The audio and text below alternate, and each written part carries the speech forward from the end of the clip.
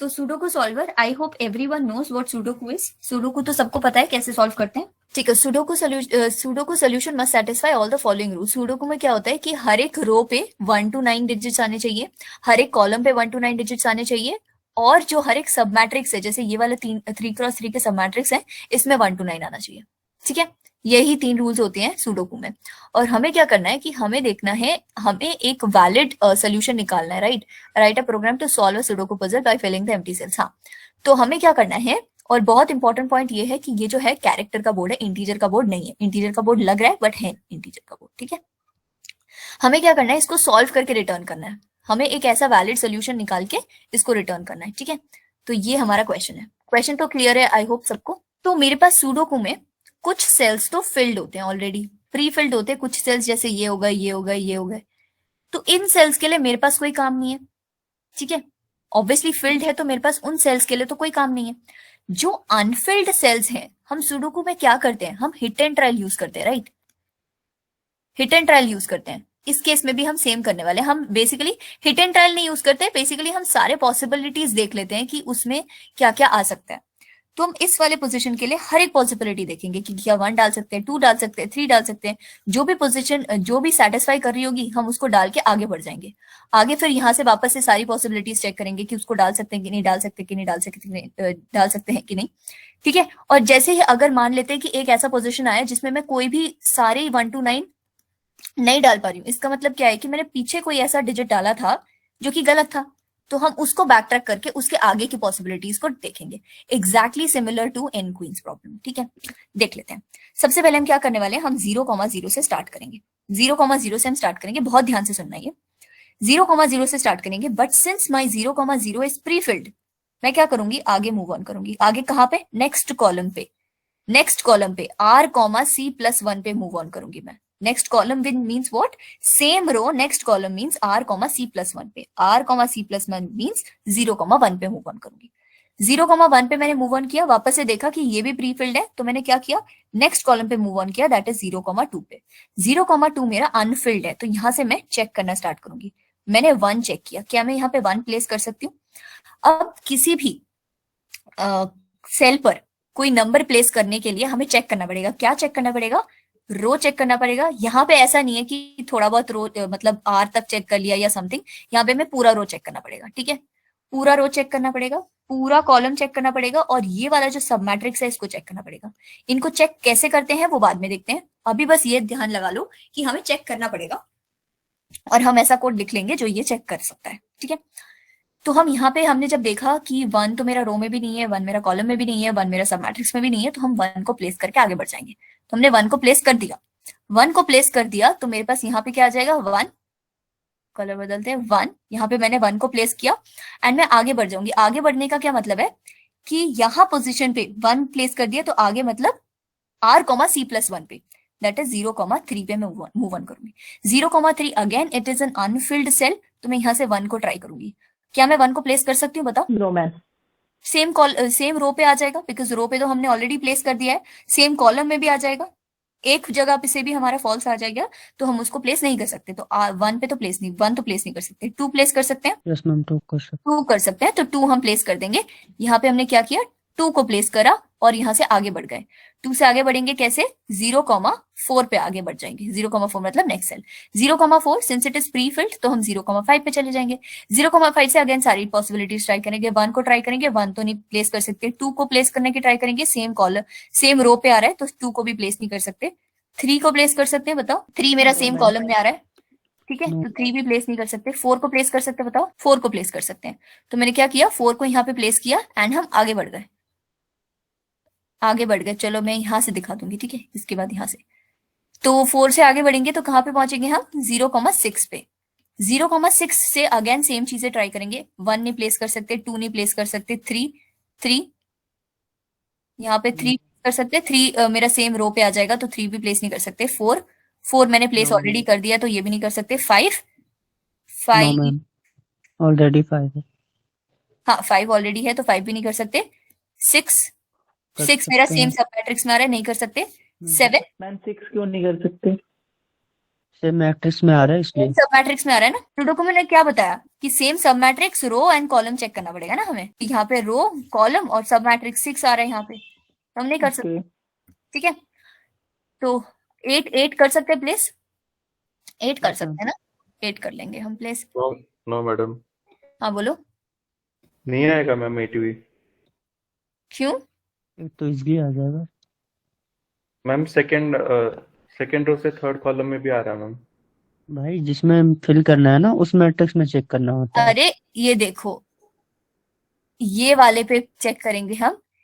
इस वाले पोजीशन के लिए हमें सेम रो, इस वाले रो पे, इस वाले कॉलम पे और इस वाले सब मैट्रिक्स पे चेक करना है। समझ रहे हो मेरी बात? तो 8 प्लेस कर सकते हैं हम। 8 प्लेस किया तो हम नेक्स्ट सेल पे मूव ऑन कर जाएंगे। नेक्स्ट सेल मेरा कौन सा है? 0,7 है ना, 0,7 है मेरा। ये नंबरिंग कर ही देती हूँ मैं, 0 1 2 3 4 5 6 7 8, 0 1 2 3 4 5 6, सब गड़बड़, 3 4 5 6 7 8। ठीक है, तो 0,7 पे मैं आ गई। 0,7 पे क्या प्लेस कर सकते हैं? 1 नहीं कर सकते, देखो 1 नहीं कर सकते, 2 नहीं कर सकते, 3 नहीं कर सकते, 4 नहीं कर सकते। 1 2 3 4 तो ऑलरेडी इसी, 5 भी इसी रो पे आ रहा है, 6 सब मैट्रिक्स में आ रहा है, 7 रो पे आ रहा है, 8 रो पे आ रहा है, 9 कर सकते हैं, 9 कर सकते हैं मैम। 9 कर सकते हैं। तो 9 हमने प्लेस कर दिया और हम कहाँ पे मूव ऑन कर गए? 0,8 पे। 0,8 पे मूव ऑन करेंगे। अब 0,8 के लिए तुम देख रहे हो कि हम कुछ भी प्लेस नहीं कर सकते, 1 भी नहीं कर सकते। 1 2 3 4 5, तो 5 तो मेरा सेम रो पे आ रहा है, 6 मेरा सब मैट्रिक्स में आ रहा है, 7 8 9 मेरा सेम रो पे आ रहा है। तो हम 0,8 से कुछ भी प्लेस नहीं कर सकते। ये बात क्लियर हो रही सबको? Yes ma'am. इसका मतलब क्या है? हमने पिछले पोजीशन पे कुछ गड़बड़ मचाई है। कुछ गड़बड़ करी है। हाँ, तो हम पीछे जाएंगे, 0,7 पे जाएंगे। 0,7 पे हमने 9 प्लेस किया था। क्या 9 के आगे कोई और पॉसिबिलिटी है? No ma'am. 9 के आगे तो मेरे पास और कोई पॉसिबिलिटी है ही नहीं। 9 तो मेरा लास्ट पॉसिबिलिटी था जो मैंने यहाँ पे प्लेस किया था, तो ये भी गलत है। इसका मतलब हम 9 को भी यहाँ से हटाने वाले हैं और इससे भी पीछे जाने वाले हैं, दैट इज 8 पे। अब 8 पे जाएंगे, मतलब 0,6 पे जाएंगे। 0,6 पे हमने 8 को प्लेस किया था, इसका मतलब 8 तो नहीं है। 8 के बाद कोई और पॉसिबिलिटी है? बिल्कुल है, 9 को 9 प्लेस है। कर सकते हैं हम यहाँ पे। तो 9 को प्लेस करके देखेंगे। तो 9 को जब हमने प्लेस किया, तो 9 को प्लेस किया एंड देन यहाँ पे 0,7 की अगेन कॉल लगा दी। ठीक है, 0,6 से अगेन 0,7 की कॉल लगा दी। 0,7 से अगेन हम क्या करेंगे? चेक करने की कोशिश करेंगे कि क्या क्या प्लेस कर सकते हैं। बट यहाँ पे तुम देखोगे अगेन हम कुछ भी प्लेस नहीं कर पाएंगे। 1 2 3 4 5 तो सेम रो पे आ रहा है, 6 सेम सब मैट्रिक्स में आ रहा है, और 8 मेरा जो है, जो यहाँ पे नहीं है प्रेजेंट, रो पे प्रेजेंट नहीं है, बट वो मेरा सेम कॉलम पे प्रेजेंट है। और 9 तो हम प्लेस कर ही नहीं सकते। ठीक है, बिकॉज वो भी सेम रो पे आ रहा है। तो हम यहाँ से भी कुछ भी प्लेस नहीं कर सकते। बताओ, तो हम वापस से बैक ट्रैक करेंगे पीछे। पीछे 0,6 के पास कोई और पॉसिबिलिटी है? 0,7 के पास, 0,6 के पास? नो मैम, उससे भी बैक जाएंगे। तो फिर ये भी हम हटा देंगे और इससे भी पीछे जाएंगे, that is at this position, this particular position. तो जहां पे हमने 4 प्लेस किया था, तो ये सारी चीजें जो है गड़बड़ आ गई है।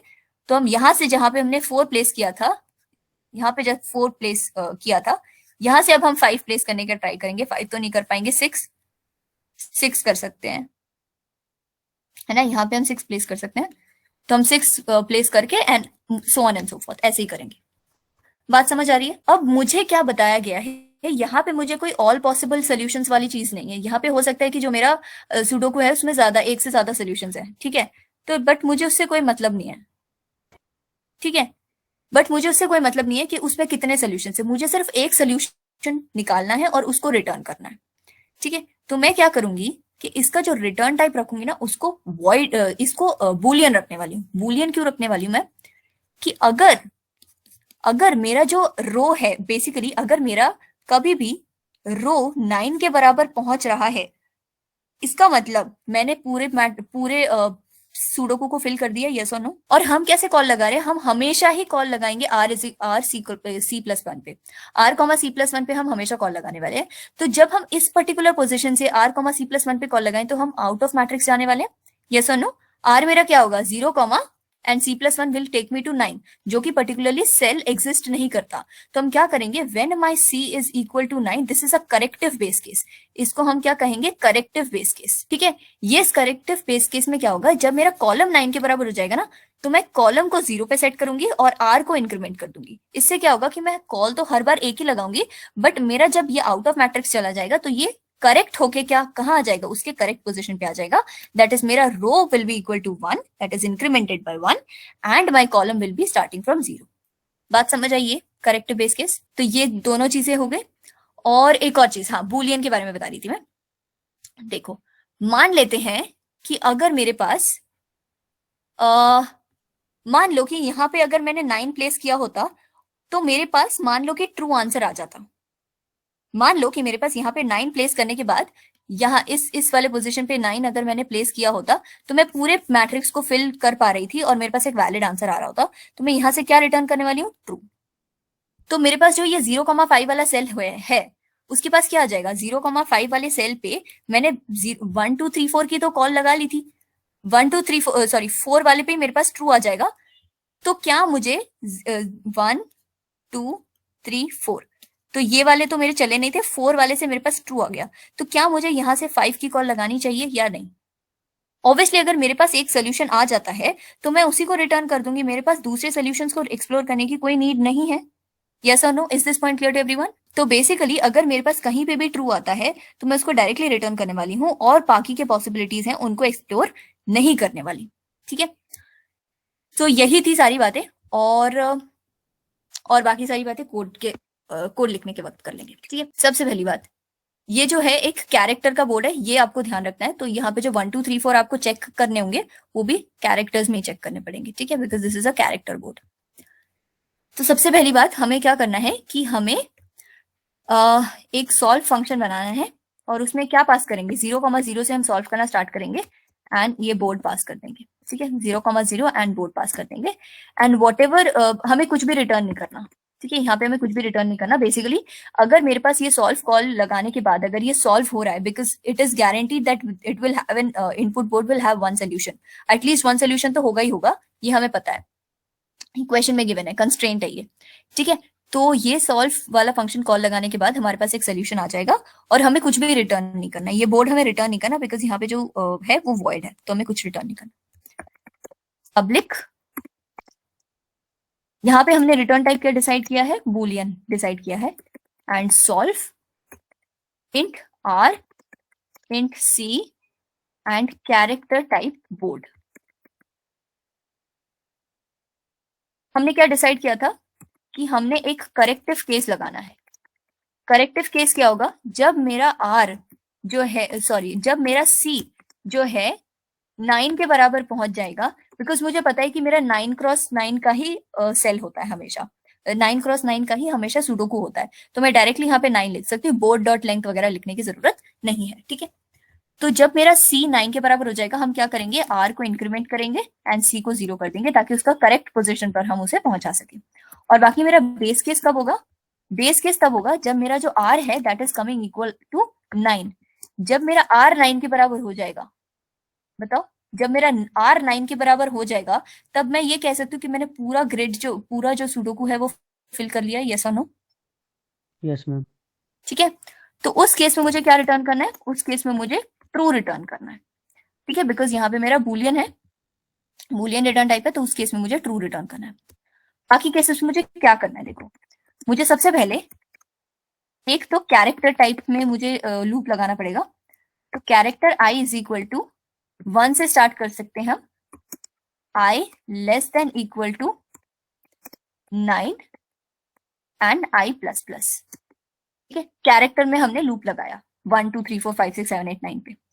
अब हमने चेक किया क्या ये सेफ है यहाँ पे प्लेस करना, क्या उस डिजिट को यहाँ पे, या तो इसको डी कर लो, ठीक है, ज्यादा अच्छा साउंड करेगा d, that is this particular digit, digit 1 to 9, इसमें से क्या इस डिजिट को, is it safe to place that digit, इस सेफ का एक फंक्शन बना लेंगे। इस सेफ में हम क्या डालने वाले, क्या is it safe to place this digit d at the r, c at position in the board. तो क्या इस डिजिट को r कॉमा सी पोजिशन पर प्लेस करना इस बोर्ड के अंदर सेफ है? अगर है तो हम क्या करने वाले हैं, इस particular board of r comma C पर बेसिकली इस सेफ की जगह हम इसको इज वैलिड लिख सकते हैं ना, ज्यादा सही साउंड करेगा। क्या उसको प्लेस करना वहां पे वैलिड होगा या नहीं होगा? ठीक है, तो अगर वो वैलिड है तो हम r कॉमा सी पोजिशन पर क्या रख देंगे, उस डिजिट d को रख देंगे। ठीक है, r कॉमा सी पोजिशन पर उस d को रख देंगे। और हम नेक्स्ट कॉल कैसे लगाने वाले हैं, हम नेक्स्ट कॉल लगाने वाले हैं by making a call to solve r comma c plus 1 and this board. अच्छा, एक और चीज हमने ऑलरेडी मिस कर दिया है, दैट इज हमें ये चेक करना पड़ेगा कि ये प्री फिल्ड सेल है या नहीं, प्री फिल्ड सेल है या नहीं है। So I have to check that board of r comma C, if that is not equal to dot, because मुझे पता है कि जो ये डॉट कैरेक्टर है दैट इंडिकेट्स एम्प्टी सेल्स। तो अगर वो नॉट इक्वल टू डॉट है इसका मतलब वो प्री फिल्ड है। ठीक है, तो अगर उस केस में ऐसा कुछ है तो हम बूलियन पे कॉल लगाएंगे, boolean x is equal to basically solve function पे कॉल लगाएंगे, r कॉमा सी प्लस 1 पे कॉल लगा देंगे एंड बोर्ड को पास करेंगे। And if my x is coming out to be true, हम क्या करने वाले हैं, यहाँ से डायरेक्टली रिटर्न ट्रू करेंगे, बाकी की पॉसिबिलिटीज को एक्सप्लोर करने की जरूरत नहीं है। यहाँ पे भी सेम चीज होगा एंड ये जो है यहाँ पे एल्स पार्ट में आएगा। अगर ये बोर्ड r कॉमा सी पे ये प्रीफिल्ड नहीं है, सॉरी प्रीफिल्ड है, तो हमें ये लगाना है कॉल, और नहीं तो ये करना है। ठीक है, तो if my x is coming out to be true then I don't have to explore other options, I can directly return a true from here. मैं डायरेक्टली यहाँ से ट्रू रिटर्न कर सकती हूँ। और अगर ऐसा नहीं है तो मुझे बैकट्रैक करना पड़ेगा, दैट इज जो अभी प्लेस करा है मैंने उस पे मुझे क्या प्लेस करना पड़ेगा, r कॉमा सी पोजिशन पर मुझे वापस से क्या प्लेस करना पड़ेगा, बताओ पहले क्या था इस पोजिशन पर, डॉट। Dot, exactly. तो मुझे यहाँ पे वापस से डॉट प्लेस करना पड़ेगा। ठीक है, डॉट प्लेस कर दिया। अब अगर मेरे पास यहां से पूरे जगह से अगर मेरे पास कहीं से भी कुछ रिटर्न नहीं हुआ, इसका मतलब मुझे यहां से फॉल्स रिटर्न करना है। बात समझ आई सबको? देखो यहां से मेरा ट्रू रिटर्न नहीं हुआ, यहां से भी मेरा ट्रू रिटर्न नहीं हुआ, तो इसका मतलब क्या है, मुझे फॉल्स रिटर्न करना है। ठीक है, ताकि मैं दूसरे ऑप्शंस एक्सप्लोर कर सकूं। जब मेरे पास फॉल्स आता है तो मैं अलग जो उसके बाद वाले ऑप्शन है उसको एक्सप्लोर करती हूँ, बट जब मेरे पास ट्रू आ रहा है तो मैं डायरेक्टली रिटर्न कर दूंगी। जो भी मेरा बोर्ड का कॉन्फ़िगरेशन होगा उसको डायरेक्टली मैं रिटर्न करती रहूंगी, ताकि मेरे पास लास्ट में वही वाला बोर्ड का कॉन्फ़िगरेशन रह जाए। ठीक है, नाउ लेट्स सी कि ये इज वैलिड का कोड कैसे लिखेंगे। अच्छा, इतनी बात में किसी को डाउट है? इतना जो भी हमने लिखा अभी तक, बूलियन इज वैलिड एंड हमें क्या करना है, एक हमें कैरेक्टर मिलेगा, कैरेक्टर डिजिट मिलेगा, और हमें एक इंट r मिलेगा, इंट c मिलेगा, और हमें एक कैरेक्टर टाइप का बोर्ड मिलेगा। ठीक है, कैरेक्टर टाइप का हमें बोर्ड मिलेगा। अब देखते हैं, सबसे पहली चीज हमें रो चेक करना है। रो और कॉलम चेक तो आसान है, सब मैट्रिक्स चेक थोड़ा सा ट्रिकी है। ठीक है, रो चेक तो सबको आता ही है। ठीक है, रो चेक कैसे करेंगे, हर एक कॉलम पे लूप लगाएंगे, j is equal to 0, j less than what, j less than 9, j plus plus. ठीक है, j की वैल्यू 0 से 9 तक चेक करेंगे कि मेरा if board of r comma j is equal to this digit d, then I have to return a false. मतलब ये वाला डिजिट जो है उस वाले रो पे भी प्लेस्ड है। रो चेक कर रहे हैं तो उस रो पर that is r and j हम कॉलम को वेरी करा रहे हैं। ठीक है, कॉलम चेक देख लेते हैं। तो for int i is equal to 0, i less than 9, i plus plus, same चीज करना है अगेन। बोर्ड ऑफ क्या करेंगे, i कॉमा c पे चेक करेंगे, अगर वो d के बराबर आता है तो फिर हमें रिटर्न फॉल्स करना है, कि मतलब वो भी वैलिड नहीं है। बताओ कॉलम चेक क्लियर है? कॉलम चेक पे कुछ नहीं है, हम रो को वेरी करा रहे हैं और सेम कॉलम पे चेक कर रहे हैं। अब सब मैट्रिक्स चेक देखते हैं। तो ये एक बारी 0 1 2 3 4 5 6 7 8, 0 1 2 3 4 5 6 7 8। तो अगर मुझे किसी भी सब मैट्रिक्स को चेक करना है तो मुझे उसका स्टार्ट पता होना चाहिए, सब मैट्रिक्स रो स्टार्ट और सब मैट्रिक्स कॉलम स्टार्ट पता होना चाहिए। मतलब मुझे 0,6 पता होना चाहिए, तभी जाके मैं इस वाले पूरे सब मैट्रिक्स में क्या करूंगी, 3 क्रॉस 3 का एक फॉर लूप चला दूंगी और मैं चेक कर लूंगी। कि इसमें कोई भी और दूसरा वो डिजिट डी है या नहीं है, डिजिट डी है या नहीं है, वो मैं ऐसे चेक कर सकती हूँ। बताओ, ये बात क्लियर हुई कि मुझे स्टार्ट बताना जरूरी है। 3x3 का अगर मुझे लूप चलाना है इस वाले सब मैट्रिक्स पे चेक करने के लिए, तो मुझे उसका स्टार्ट तो पता होना जरूरी है। अब स्टार्ट कैसे पता करेंगे वो देखते हैं, वही मेन टास्क है हमारे पास। तो ये वाला जो पार्ट है इसको ऐसे डिवाइड कर लेते हैं, 3-3 के पार्ट्स में डिवाइड करें। 3-3 के पार्ट्स में क्यों डिवाइड करें? क्योंकि मुझे पता है कि मेरा जो सब मैट्रिक्स है वो 3x3 का ही होने वाला है। ठीक है, तो मान लेते हैं कि जैसे अगर मेरे पास, मान लो कि इस वाले पोजीशन के लिए मुझे सब मैट्रिक्स रो स्टार्ट और कॉलम स्टार्ट निकालना है। इस वाले पोजीशन के लिए मेरे पास 4,7 है, और इस वाले के लिए मुझे इस वाले सब मैट्रिक्स में चेक करना होगा कि कोई सेम डिजिट है या नहीं है। सेम डिजिट है या नहीं है, उसके लिए मुझे सब मैट्रिक्स का रो स्टार्ट और कॉलम स्टार्ट पता होना चाहिए। मतलब मुझे रो स्टार्ट मतलब 3, कॉलम स्टार्ट मतलब 6, ये दोनों, ये वाला जो कोऑर्डिनेट है मुझे वो पता होना चाहिए। तो मैं कैसे पता लगाऊंगी? जो मेरा रो है अगर मैं उसको 3 से डिवाइड कर दूं तो मेरे पास समथिंग बिटवीन 0, 1, 2 आएगा, यस और नो? ठीक है, अगर मैं उसको 3 से डिवाइड कर देती हूं तो मेरे पास समथिंग बिटवीन 0, 1, 2, 3 आ जाएगा। तो देखो, अगर मेरे पास 4 को मैंने 3 से डिवाइड किया और मतलब इंटीजर डिवीजन किया तो मेरे पास क्या आ जाएगा? 0, 1, 2, 3 क्यों आएगा? ये समझ आया सबको, यस और नो? Yes 0, ma'am. 1, 2, 3 से ज्यादा क्यों नहीं आ सकता?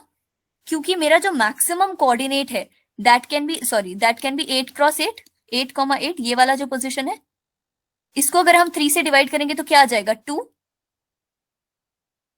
8 को अगर हम 3 से डिवाइड करेंगे तो मेरे पास क्या आ जाएगा? 2, यस और no? Yes ma'am. Integer division कर रहे हैं हम इसको, इंटीजर डिवीजन कर रहे हैं, ठीक है? तो पॉइंट में नहीं आएगा, 2 पे आएगा। तो मैक्सिमम मेरा 2 हो सकता है, मिनिमम ऑब्वियसली 0 हो सकता है। तो इसी वजह से अगर मैं किसी भी नंबर को, किसी भी कोऑर्डिनेट को इन दिस मैट्रिक्स अगर मैं उसको 3 से डिवाइड करती हूं तो मेरे पास 0, 1 और 2 के बीच में कुछ आ जाएगा। ठीक है, तो मान लेते हैं ये वाला 0 है, ये 1 है, ये 2 है, ये 0 है, ये 1 है, ये 2 है। देख लेते कैसे, क्यों ऐसा लिख रही हूं मैं? क्योंकि देखो, यहाँ पे इस वाले पूरे पोजीशन पर, इस वाले ये जो 3 मेरे सब मैट्रिसेस हैं, इसमें मेरा जो सब मैट्रिक्स का स्टार्ट है, सब मैट्रिक्स रो स्टार्ट है, submatrix row start I am denoting it as SMRS, और submatrix column start I am denoting it as SMCS। ठीक है, तो मेरा जो सब मैट्रिक्स का रो स्टार्ट है वो 0 होगा इन तीनों के लिए। इन तीनों के लिए मेरा जो सब मैट्रिक्स का रो स्टार्ट है, ये वाले तीनों पोजीशंस मेरे स्टार्टिंग पोजीशंस डिनोट करते हैं, राइट? तो इन तीनों के लिए मेरा जो सब मैट्रिक्स का रो स्टार्ट है दैट विल बी 0। इन तीनों के लिए मेरा जो सब मैट्रिक्स का रो स्टार्ट है दैट विल बिकम व्हाट? 3। इन तीनों के लिए it will become 6। Yes ma'am. ठीक है, तो अगर मेरे पास 0, 1, 2, 3 के बीच में कुछ 0, 1 और 2 के बीच में आता है, अगर मैं इसको 3 से मल्टीप्लाई कर दूं तो क्या मेरे पास सब मैट्रिक्स रो स्टार्ट आ रहा है? ये मेरे पास 0 आ रहा है, ये 3, ये 6। दोबारा से समझते हैं। मान लेते हैं मेरे पास ये वाला जो पोजीशन है ये क्या है? 4,7 है। 4,7 है, तो मुझे क्या करना है कि ये जो, अगर सब मैट्रिक्स रो स्टार्ट निकालने, column start exactly similar way में निकाले, अभी हम रो पे फोकस करें, ठीक है? तो 4 को पकड़ेंगे, that is the row in this coordinate. 4 को हम पकड़ेंगे, 4 को हमने डिवाइड किया, 4 को डिवाइड किया 3 से, मेरे पास क्या आ जाएगा? 1। 1 को मैंने मल्टीप्लाई किया 3 से तो मेरे पास 3 आ जाएगा, यस क्योंकि मैम। मेरा इसका स्टार्ट है। किसी के लिए भी देख लो, because we are just using the fact कि अगर हम किसी को भी 3 से डिवाइड करेंगे इस पूरे मैट्रिक्स में, मेरे पास 0, 1 और 2 के बीच में आ जाएगा। और मुझे पता है कि ये 3-3 के ग्रुप्स में ही डिवाइडेड है, तो ये मेरा 0 का ग्रुप हो गया, ये 1 का ग्रुप हो गया, ये 2 का ग्रुप हो गया। तो 1 वाले ग्रुप में लाई करता है, अगर मैं इसको 3 से मल्टीप्लाई कर दूंगी तो मेरे पास 3 आ जाएगा।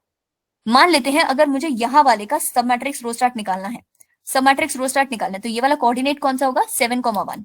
7,1 इज द कोऑर्डिनेट, तो इसका रो क्या है? 7। 7 को मैंने 3 से डिवाइड किया, क्या आ जाएगा मेरे पास? 2। 2 को मैंने 3 से मल्टीप्लाई किया तो क्या आ जाएगा मेरे पास? 6, which is exactly what I want.